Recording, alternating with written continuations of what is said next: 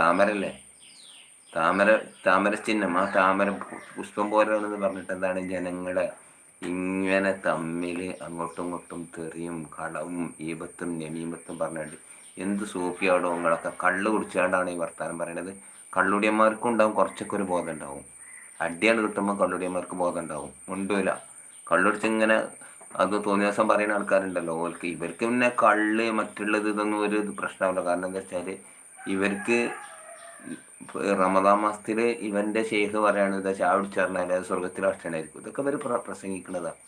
ഇത്തരക്കും മോശമായ നികൃഷ്ടമായ നീചമായ ഒരു വിഭാഗം കേരളത്തിലൂടെ പ്രവർത്തിക്കുമ്പോൾ ഇവരാണല്ലോ സൂപ്പി